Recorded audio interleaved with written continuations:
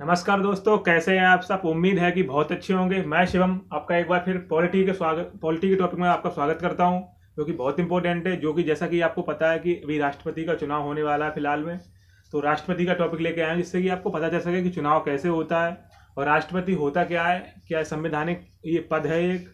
तो राष्ट्रपति के बारे में आज जानेंगे सारी चीजें एकदम। उससे पहले आप सेशन को एक बार शेयर जरूर कर दीजिएगा।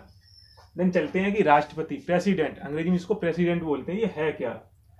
तो राष्ट्रपति का पद कुछ भी नहीं है। जैसे इंग्लैंड आप गए होंगे, यूके, यूनाइटेड किंगडम, जो ब्रिटेन था, वहां पर महारानी होती हैं और महारानी होती है। उसी की जगह पर भारत में हमने क्या प्रक्रिया अपनाई है कि हमारे यहाँ राष्ट्रपति होगा। लेकिन अंतर क्या है, यूके का जो महारानी जी होती है वो पहले से ही मतलब वहां पर मोनार्की है, मतलब वंशानुगत। जैसे ही वो हटेंगी तो उनके परिवार की कोई महारानी आ जाएंगी। लेकिन यहाँ पर निर्वाचन होता है, राष्ट्रपति का निर्वाचन होता है। कैसा होता है निर्वाचन?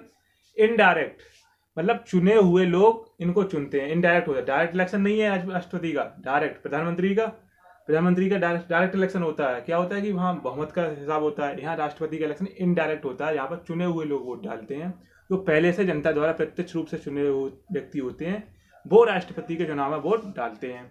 तो चलिए चलते हैं कि राष्ट्रपति का पद किस अनुच्छेद में लिया हुआ है। अनुच्छेद 52 सबसे पहले हम पढ़ेंगे। अनुच्छेद 52 52 आर्टिकल 52 राष्ट्रपति का पद दिया गया है कि भारत का एक राष्ट्रपति होगा। ये बात 52वें अनुच्छेद में कही गई है, तो इस बात को आप याद रखेंगे। अनुच्छेद 23 राष्ट्रपति कार्यपालिका का हेड होगा। मतलब हेड कैसे होगा, कार्यपालिका का हेड कैसे हो जाएगा? हेड तो आपको लगता होगा कि प्रधानमंत्री है, लेकिन हाँ, रियल पावर प्रधानमंत्री के पास है। लेकिन संविधान में लिखित कोई व्यक्ति अगर हेड है, जो कॉन्स्टिट्यूशनली अगर हेड माना जाता है, तो वो राष्ट्रपति है। राष्ट्रपति हाथ में भले ही आपको पावर रियल में नहीं लगती, लेकिन हकीकत में लिखित रूप में राष्ट्रपति के पास पावर है। तो जो कॉन्स्टिट्यूशनली हेड है वो कौन है? राष्ट्रपति। और जो रियल हेड है वो कौन है? प्रधानमंत्री। तो कार्यपालिका का प्रमुख होगा, कौन होगा? राष्ट्रपति। कार्यपालिका होता है, अंग्रेजी में बोलते हैं इसको एग्जीक्यूटिव, मतलब किसी भी काम को एग्जीक्यूट करना। बहुत सारे डिपार्टमेंट है, उसको एग्जीक्यूट कैसे करेंगे आप लोग? एग्जीक्यूट इसलिए कैसे करेंगे, कोई काम है, मैनेजर बनने हैं आप, एग्जीक्यूट मतलब कार्यपालिका, मतलब किस तरीके से काम होगा। तो बहुत सारे डिपार्टमेंट होते हैं, कंपनियां आपने देखी होंगी जस्ट एग्जाम्पल के लिए, उनके सबके एग्जीक्यूटिव हेड होते हैं, मतलब मैनेजमेंट होते हैं, उनको एग्जीक्यूट कराने का काम होता है। तो एक कंपनी का सबसे बड़ा, मतलब बहुत बड़ा जो कंपनी का हेड तरीके से होता है, उसको बोलते हैं सीईओ, चीफ एग्जीक्यूटिव ऑफिसर। और कुछ नहीं होता कंपनी में बड़ा वाला सीईओ, बड़ा वाला एग्जीक्यूटिव हेड कौन हो गया? सीईओ। तो देश का सीईओ कौन है? ऐसे समझ लीजिए, देश का सीईओ कौन है? राष्ट्रपति। हमारे कंट्री का सीईओ कौन है? राष्ट्रपति। लेकिन सीईओ कंपनी का मालिक नहीं होता। मालिक कौन है? प्रधानमंत्री। जैसे देश का मालिक तो नहीं कह सकते, हमारे द्वारा चुना हुआ है, लेकिन रियल पावर उसी के हाथ में होती है। उसके बाद आता है अनुच्छेद 54 आर्टिकल 54 में निर्वाचन दिया हुआ है। राष्ट्रपति का निर्वाचन में कौन कौन भाग लेगा, ये बात कही गई है। तो राष्ट्रपति का निर्वाचन किससे होता है? निर्वाचन मंडल द्वारा। निर्वाचन मंडल बनेगा। एक निर्वाचन मंडल बनेगा। क्या बनेगा? राष्ट्रपति का चुनाव होगा, उसमें बनेगा निर्वाचन मंडल। निर्वाचन मंडल में कौन कौन लोग होंगे? लोकसभा के सदस्य और राज्यसभा के सदस्य। उसके बाद विधानसभा के सदस्य। विधानसभा में कौन कौन? दिल्ली केंद्र शासित प्रदेश है, लेकिन वहां विधानसभा है। पुडुचेरी। उसके बाद जम्मू और कश्मीर, हाल फिलहाल में नई विधानसभा बन गई है जम्मू कश्मीर में, तो वो भी लोग विधानसभा के चयनित मेंबर भाग लेंगे। तो ये क्या है सभी। यहाँ पर आपने दो बातें सुनी होंगी। तो लोकसभा सदस्यों में कुछ, राज्यसभा सदस्यों में, लोकसभा सदस्यों में कुछ मनोनीत किए जाते हैं राष्ट्रपति द्वारा, तो वो लोग भाग नहीं लेंगे। क्या नहीं लेंगे? भाग नहीं लेंगे। केवल निर्वाचित सदस्य भाग लेंगे। कितने लोग भाग लेंगे? केवल निर्वाचित। लोकसभा, राज्यसभा, विधानसभा और दिल्ली, पुडुचेरी और जम्मू कश्मीर की विधानसभा के चयनित, मतलब निर्वाचित सदस्य ही भाग लेंगे। नॉमिनेटेड मेंबर भाग नहीं लेंगे। ये बात आप ढंग से समझ लीजिएगा। नॉमिनेटेड मेंबर भाग नहीं लेंगे। अगर आपको कोई स्टेटमेंट के रूप में अगर कथन दिया जाता है कि निर्वाचन मंडल में लोकसभा, राज्यसभा, विधानसभा के सभी सदस्य होते हैं, तो आप बिल्कुल 100% गलत है कि सभी सदस्य नहीं होते हैं। जो राष्ट्रपति द्वारा मनोनीत किए जाते हैं सदस्य, वो नहीं लेते हैं भाग किसमें, राष्ट्रपति के चुनाव में वोट डालने के लिए। उसके बाद चलते हैं राष्ट्रपति हेड है भैया, तो थोड़ी बहुत तो इज्जत करनी पड़ेगी, राष्ट्रपति जी भी कह दीजिएगा आप। चलते हैं कि अनुच्छेद 55, इसके बाद चलते हैं अनुच्छेद 55। अनुच्छेद 55 में क्या है, कोटा, कि हमारा राष्ट्रपति का कितने वोट पे जीतेगा, किस तरीके से वोट पड़ेंगे, चुनाव की रीति क्या रहेगी, वो सब किसमें, अनुच्छेद 55 में। तो क्या कहा गया इसमें, समानुपाती प्रतिनिधित्व, एकल संक्रमणीय मत पद्धति, मतलब एकल संक्रमणीय वरीयता क्रम में वोट दिए जाएंगे। कैसे दिए जाएंगे, वरीयता क्रम में। एक एग्जाम्पल के साथ आपको समझा देते हैं कि वरीयता क्रम में कैसे वोट दिए जाते हैं। तो इसको हटा देते हैं यहाँ से। वरीयता क्रम में आर्टिकल 55 समझा रहे हैं कोटा के बारे में। वरीयता क्रम में कैसे, कार कैंडिडेट अगर खड़े हुए हैं किस पे, इलेक्शन में, राष्ट्रपति के इलेक्शन में, तो candidate number A, B, C, D। तो अगर आप कोई वोट देने वाला व्यक्ति है, जैसे हम हैं, मान लीजिए हम हैं लोकसभा के मेंबर तो है नहीं, फिर भी सपोज दैट मान लीजिए अगर हम वोट देंगे, सबसे पहले ए कैंडिडेट को वोट देंगे। हम कहेंगे कि भैया ए जो कैंडिडेट खड़ा है या तो ये जीत जाए। नंबर 1 पे हम किसको प्रेफरेंस करेंगे, वरीयता किसको देंगे। हर चीज दुनिया में प्रायोरिटी के ऊपर है, सारी चीजें, बहुत सी चीजें पसंद होती है हमें, लेकिन सबसे ज्यादा कौन सी पसंद है, वो चीज मायने रखती है। तो हम कहेंगे कि भैया जो ए वाला जो कैंडिडेट है, ये उम्मीदवार है, ये हमको सबसे ज्यादा पसंद है, तो हमने एक नंबर इसको दे दिया है, अपने नंबर पर रख दिया। उसके बाद हमने कहा अगर ये राष्ट्रपति नहीं बन पाता है किसी भी कारण, भैया इस वाले को राष्ट्रपति बना दो, सी वाले को राष्ट्रपति बना दो, तो हम उसको 2 नंबर प्रेफरेंस देंगे। कितनी प्रेफरेंस देंगे, 2 नंबर। अगर भैया ए बन जाए तो बढ़िया बात है, और नहीं बन पा रहा है तो ऐसा करिए आप सी वाले को राष्ट्रपति बना दो, कोई दिक्कत नहीं है, राष्ट्रपति सही बनना चाहते हैं। उसके बाद उसने कहा अगर ये भी किसी कारण बस रह गए 2-4 वोट से पीछे, तो क्या करिएगा कि इसको डी को आप बना सकते हैं राष्ट्रपति। उसके बाद अगर डी भी नहीं बन पाता है तो मैं चाहूंगा कि ये वाला राष्ट्रपति बन जाए। तो इस तरीके से वोट दिए जाते हैं। तो हर व्यक्ति अपने आप प्रेफरेंस देगा कि मैं पहले नंबर पर इस व्यक्ति को चाहता हूँ, दूसरे नंबर पर इस उम्मीदवार को चाहता हूँ, तीसरे नंबर पर इस उम्मीदवार को चाहता हूँ। तो इस तरीके से वरीयता क्रम में वोट दिए जाते हैं। ये बात आपको अच्छे से समझ में आ गई होगी। इसके बाद एक कॉन्सेप्ट बहुत मतलब लोगों से कहा जाता है कि सारे लोगों की वोट की वैल्यू बराबर है क्या, जितने भी MP MLA होते हैं उनकी वोट की वैल्यू बराबर है, अलग अलग है। हाँ, तो इसका जवाब ये है कि उनकी वोट की वैल्यू बराबर नहीं है, सबकी वोट की वैल्यू अलग है। जनसंख्या के हिसाब से वोट की वैल्यू घटती बढ़ती रहती है। जैसे कि उत्तर प्रदेश में जनसंख्या बहुत ज्यादा है, तो वोट की वैल्यू भी ज्यादा है, इसीलिए हर नेता उत्तर प्रदेश में भागता है। हर नेता, मोदी से लेकर चाहे कोई रख लीजिए, राहुल गांधी भी चुनाव लड़ेंगे तो अमेठी से, और मोदी भी चुनाव लड़ेंगे तो कहाँ से लड़ेंगे, वाराणसी से। बड़ौदा से भी जीते थे वो, और वाराणसी से भी जीते, लेकिन उन्होंने कहाँ से अपनी सीट बरकरार रखी, वाराणसी से। तो कहाँ क्यों रखी, क्योंकि उत्तर प्रदेश में जनसंख्या ज्यादा है, यहाँ से ही सरकार बनती है, 80 सीटें लोकसभा में हैं, और उसके बाद ही वोट की वैल्यू ज्यादा होती है क्योंकि जनसंख्या ज्यादा है। इसलिए हर कोई नेता राजनीति करता है और यहाँ पर आ जाता है उत्तर प्रदेश में। बड़ोदरा की सीट छोड़ दी उन्होंने, तो और फिर फंडे, नए नए फंडे बनाते रहते हैं नेता, कहते हैं कि ये जो है वाराणसी काशी विश्वनाथ की धरती है। अरे भैया, तो बड़ौदा वाली कौन सी, सोमनाथ जी की धरती थी ना, वहां पर रहते, यहाँ क्यों। आप समझ गए ना, राजनीति की बात है, इसलिए वो यहाँ ही रहेंगे, ऐसी कोई बात नहीं है। तो उत्तर प्रदेश की सीट की वैल्यू बहुत ज्यादा होती है। तो इसमें फॉर्मूला होता है कि वैल्यू कैसे निकालेंगे, वोट की वैल्यू कैसे निकलेगी, वोट की वैल्यू कैसे निकालेंगे हम लोग, वोट की वैल्यू कैसे निकालेंगे। अगर कोई एमएलए वोट देता है, विधायकी कहते हैं हम, और अंग्रेजी वाले एमएलए, CBSE बोर्ड वाले सब मेंबर ऑफ लेजिस्लेटिव असेंबली। इतना लंबा क्यों बोलेंगे ना, हम फेवर कहेंगे विधायक के वोट की वैल्यू, विधायक की वैल्यू, एक विधायक के वोट की वैल्यू हम फॉर्मूला के द्वारा निकालेंगे। कैसे निकालेंगे, उस राज्य की जनसंख्या, उस राज्य की जनसंख्या, उस राज्य की जनसंख्या ज्यादा होगी तो विधायक की वैल्यू भी ज्यादा हो जाएगी, अपॉन उस राज्य की जनसंख्या, अपॉन जो वहां पर सीटें हैं। जैसे उत्तर प्रदेश की जनसंख्या लगभग 21 करोड़ है, सीटें कितनी है, 403। तो सीटों की संख्या किसमें, उसी वाले जिस राज्य को, सीटों की संख्या। तो यही फार्मूला होता है अगर आपको सही से बताइए जाए तो। लेकिन यहाँ पर क्या करते हैं हम, संख्या बहुत बड़ी आ जाती है। कैसे बड़ी आ जाती है, 21 करोड़, उसमें भाग देंगे 403 का, संख्या आएगी पूरी लंबडोर। और लंबडोर जब संख्या आएगी तो फिर कैलकुलेशन में दिक्कत होगी। भैया इतने बड़े मैथमेटिशियन तो है नहीं हमारे राजनेता और ये सब, तो उन्होंने कहा ऐसा करो सरल कर लेते हैं। तो सरल करने के लिए क्या किया, 1000 का गुणा कर दिया। कितने का, 1000 का गुणा मार दी, 1000 का भाग मार दिया किसमें, राज्य की जनसंख्या में। तो 1000 का भाग मार देंगे भाई साहब, तो ऊपर 3 जीरो तो कम हो ही जाएंगे, 3 जीरो कम हो जाएंगे, संख्या रह जाएगी इतनी सी, इतनी सी जनसंख्या संख्या रह जाएगी।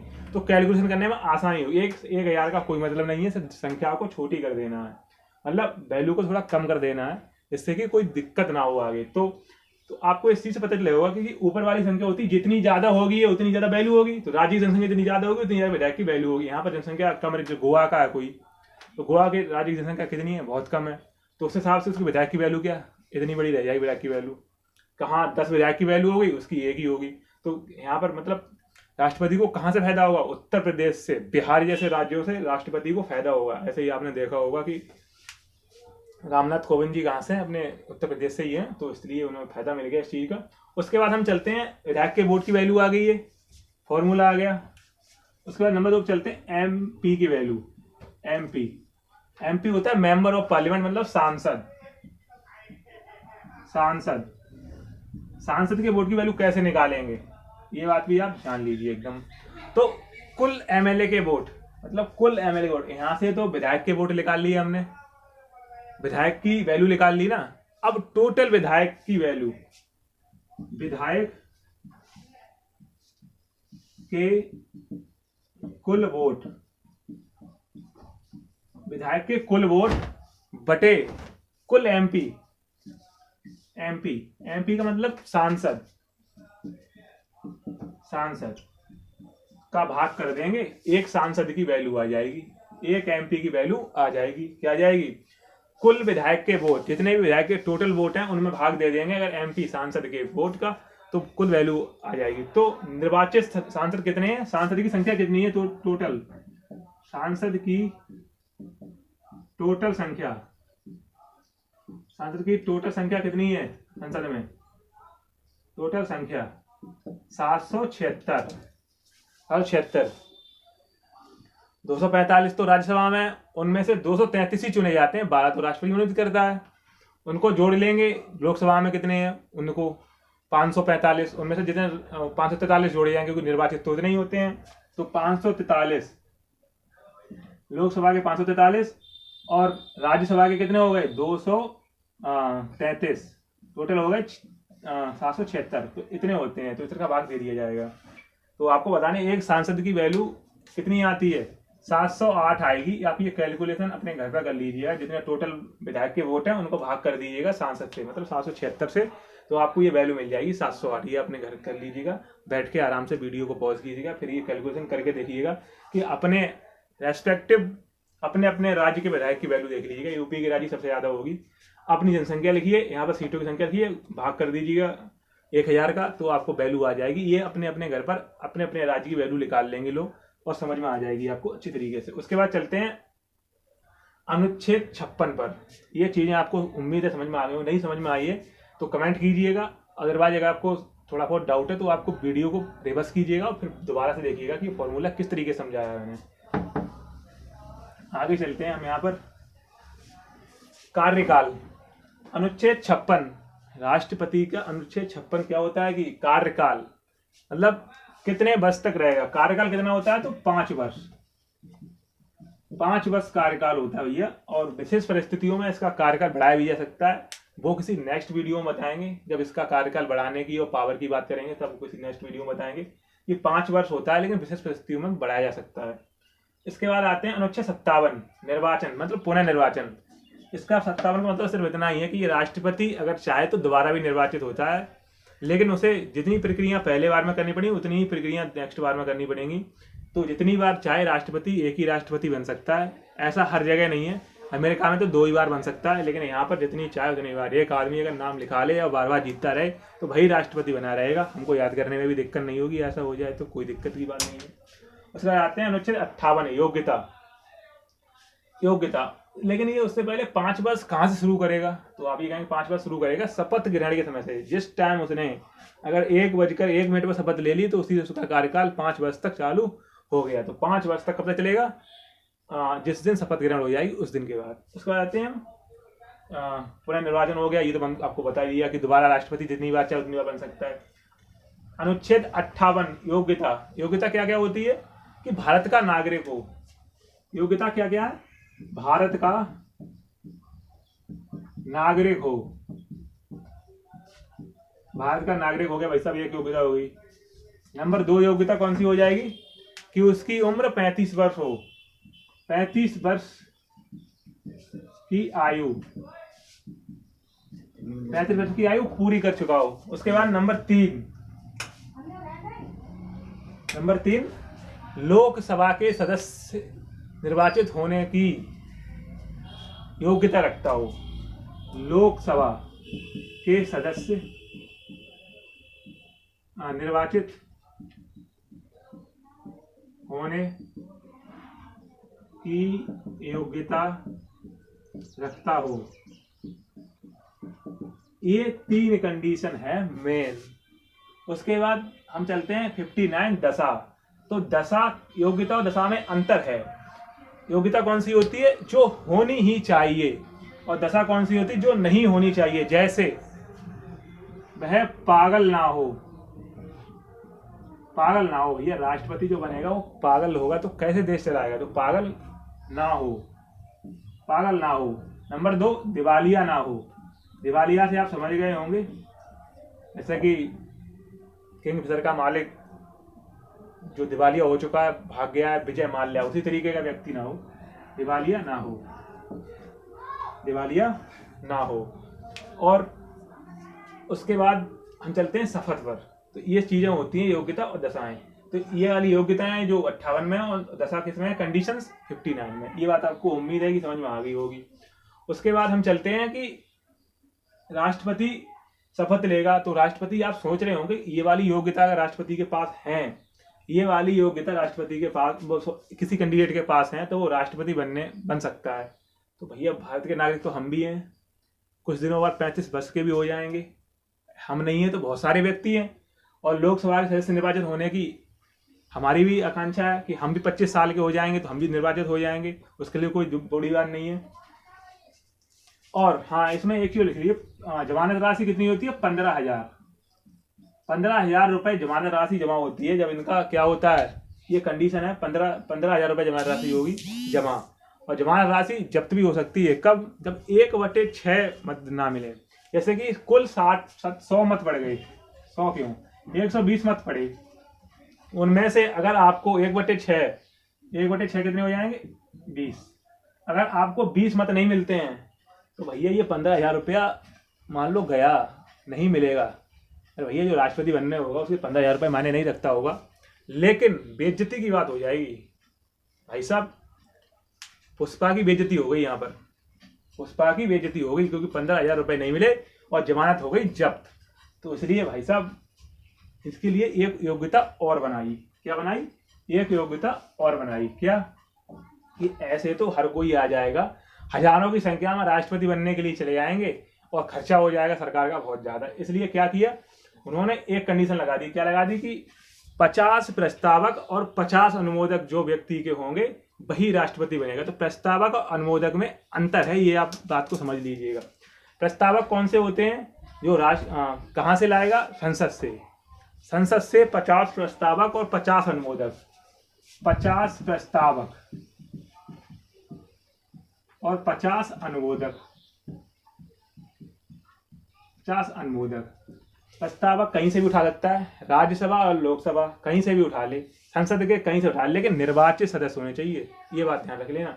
और 50 अनुमोदक। अनुमोदक क्या होता है? अनुमोदक वो लोग होते हैं जो लिखित में बोलते हैं भैया ये वाले ये व्यक्ति राष्ट्रपति बनना चाहिए, हम लिख के देते हैं ये राष्ट्रपति बनेगा, तब काम सही होगा। और प्रस्तावक क्या होता है कि हम कुछ लोग ने सहमति बना ली ग्रुप में कि हमारे ग्रुप का लीडर ये बनेगा, उस तरीके से होगा प्रस्तावक। मतलब मौखिक रूप से 50 लोग गए और उन्होंने कहा भैया इन व्यक्ति को चुनना चाहते हैं, और लिखित रूप में फिर 50 देंगे, उसको कहते हैं अनुमोदक। ये हो गया मौखिक वाली चीजें, ये हो गई लिखित वाली चीजें। लिखित रूप में देना अनुमोदक।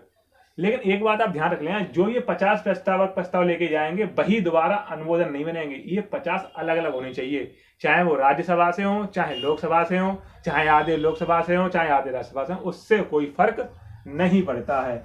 उसके बाद अनुच्छेद 60 शपथ। 60 से 60 और 60 से शपथ, ये तो याद हो ही जाएगा, ट्रिक जैसी बन गई है कुछ। 60 से 60 और 60 से शपथ। तो राष्ट्रपति शपथ ले लेगा, हम न्याय करेंगे, ये करेंगे, वो करेंगे। तो 60 में होगी शपथ। उसके बाद चलते हैं अनुच्छेद 61, बहुत ही ज्यादा इंपॉर्टेंट है, महाभियोग। बहुत एग्जाम में पूछा गया, जरूर से जरूर इसको ढंग से पढ़ लीजिएगा, महाभियोग होता क्या है। तो इस सबको मैं हटा देता हूँ और महाभियोग समझा देता हूँ किस तरीके से पास हो जाता है। ये डोनाल्ड ट्रंप के खिलाफ महाभियोग आया था, लेकिन महाभियोग पास नहीं हुआ भैया, इतनी आसानी से होता भी नहीं है। तो ये मान लीजिए ये होगी संसद हमारी, इधर लोकसभा मान ली हमने, इधर मान ली राज्यसभा। तो राज्यसभा या लोकसभा में कुछ लोग सोचने लगे, भाई साहब ये राष्ट्रपति बढ़िया काम नहीं कर रहा है, इसको भगा दिया जाए, मतलब इसको उठा भगाओ यहाँ से, दूसरे राष्ट्रपति चुनते हैं, हटाओ भाई इसको हटाओ। तो लोकसभा वालों ने कहा भैया ऐसा करो, इस राष्ट्रपति को हटाएं। तो हटाने के लिए क्या क्या कंडीशन होगी, तो इसमें से 1/4, कितने 1/4 लोग मिलके कहेंगे भैया ऐसा करो, प्रस्ताव लाएंगे। क्या लाएंगे, प्रस्ताव लाएंगे, किसमें, लोकसभा में। लोकसभा सदस्य होंगे तो किसमें लाएंगे, लोकसभा में लाएंगे। लोकसभा में सदस्य लाएंगे तो क्या कहेंगे भैया इसको राष्ट्रपति को हटाना है, मतलब 25%, 1/4 मतलब 25% सदस्य इस बात पर राजी हो जाएंगे कि राष्ट्रपति को भैया लतिया के भगा देना है, इसको हटाओ यहाँ से, दिमाग खराब करके बैठ गया है, इसको हटाओ यहाँ से। तो ये 25% लोग जाएंगे और प्रस्ताव लेके जाएंगे कि राष्ट्रपति को हटाना है। लेकिन प्रस्ताव पास होने के लिए कितना चाहिए, 2/3 मत। 2/3 मत, मतलब जितने भी सदस्य हैं उसके 2/3 मत जब तक नहीं पड़ेंगे तब तक यहाँ से महाभियोग का प्रस्ताव पास नहीं होगा। प्रस्ताव मान लो 2/3 मत पड़ गए, 2/3 मत पड़ गई, 2/3 मत पड़ गए। उसके बाद प्रस्ताव कहाँ जाएगा, राज्यसभा में। और राज्यसभा में लाया जाएगा तो कहाँ आएगा, लोकसभा में। वो कोई दिक्कत नहीं है, आप प्रस्ताव कहाँ पर भी ला सकते हैं, कोई दिक्कत नहीं है। लेकिन वो पास कितने में से होगा, 2/3। ये बात अलग अलग है, प्रस्ताव लाने के लिए 1/4 लोग होंगे और प्रस्ताव फिर पास होगा वो कितने से होगा, 2/3 से। अलग अलग, यहाँ से 2/3 लोग सदस्य पास करेंगे, उसके बाद 2/3 यहाँ से पास करेंगे, तब जाके महाभियोग पास होगा और राष्ट्रपति की विदाई, जय हो भैया, राष्ट्रपति की विदाई हो गई। तो 2/3 यहाँ से और 2/3 ही इधर से पास करेंगे, तब जाके राष्ट्रपति की विदाई चालू हो जाएगी। लेकिन हाँ, इनके बीच में समय होता है कुछ। लोकसभा ने 2/3 से प्रस्ताव पास करके भेज दिए भैया राज्यसभा के पास। इस बीच में राष्ट्रपति से बोली जाएगी भैया अपनी जो हरकतें हैं सुधार लो, अदरवाइज आप हटा दिए जाएंगे। 14 दिन का समय मिलता है अपनी दलील रखने के लिए, राष्ट्रपति को 14 दिन का समय मिलेगा। उन 14 दिनों में अगर कुछ नहीं कर पाता है तो यहाँ से भी प्रस्ताव पास होगा और राष्ट्रपति की विदाई, जय हो भैया, राष्ट्रपति की विदाई हो गई। तो इसके बाद एक पॉइंट और है, फैक्ट हिसाब का है, उसको आप ध्यान से याद कर लीजिएगा। अगर इसका चुनाव निर्वाचन हो रहा है राष्ट्रपति का और उसमें कोई विवाद आ जाता है कि भैया मत गलती कर दिया, बेईमानी हो गई, ये सब हो गया, तो इसका निर्णय सिर्फ और सिर्फ सुप्रीम कोर्ट में होगा और कहीं नहीं होगा। और अगर 5 वर्ष से पूर्व अगर ये इस्तीफा देता है अपना, तो इसकी जगह पे अगर कोई नहीं है 6 माह, और इस राष्ट्रपति का पद 6 माह से ज्यादा खाली नहीं रहेगा। कितने माह से, 6 माह से ज्यादा खाली नहीं रहेगा। 6 माह के अंदर राष्ट्रपति का चुनाव दोबारा कराना पड़ेगा। तब तक के लिए उपराष्ट्रपति, अगर उपराष्ट्रपति भी किसी कारणवश मृत्यु हो जाती है तो सुप्रीम कोर्ट के मुख्य न्यायाधीश उस पद पर कार्य करेंगे।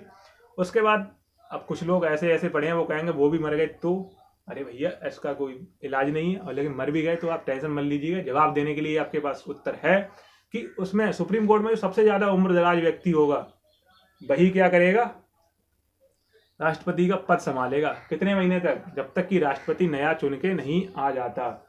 उसके बाद कहेंगे वो भी मर गया तो उससे जो छोटा रह जाएगा वो संभालेगा। यार ऐसे तो मरते रहेंगे लोग, ऐसे थोड़ी ना होता है। तो आप इतनी चीज रखिए। सबसे पहले कौन, उपराष्ट्रपति। उपराष्ट्रपति नहीं है तो सुप्रीम कोर्ट का मुख्य न्यायाधीश, वो भी अगर नहीं है तो उससे सबसे वरिष्ठतम न्यायाधीश सुप्रीम कोर्ट का। ये बात ध्यान रख लीजिएगा। तो शपथ होगी वो कौन खिलाएगा, SC शेड्यूल कास्ट नहीं, सुप्रीम कोर्ट। सुप्रीम कोर्ट के मुख्य न्यायाधीश के सामने शपथ खाई जाएगी, किनके द्वारा, राष्ट्रपति के द्वारा, और राष्ट्रपति बन जाएंगे। तो उम्मीद है ये जितने भी मैंने आपको बातें बताई हैं, वोट की वैल्यू निकालना और ये सब चीजें, आपको उम्मीद समझ में आई होगी। अगर आपको वीडियो नहीं समझ में आ रही है तो एक बार दोबारा से समझ लीजिए, उस वीडियो को पॉज कीजिएगा और रिवर्स कीजिएगा, दोबारा से वीडियो स्टार्ट कीजिएगा। फिर भी आपको समझ नहीं आती तो कमेंट कीजिएगा, मैं आपकी कमेंट का उत्तर देने की कोशिश करूंगा। तब तक के लिए आप खुश रहिएगा, अपने साथ के लोगों का ख्याल रखिएगा और वीडियो को शेयर कर दीजिएगा, लाइक जरूर करिएगा। थैंक यू और चैनल को सब्सक्राइब करिएगा।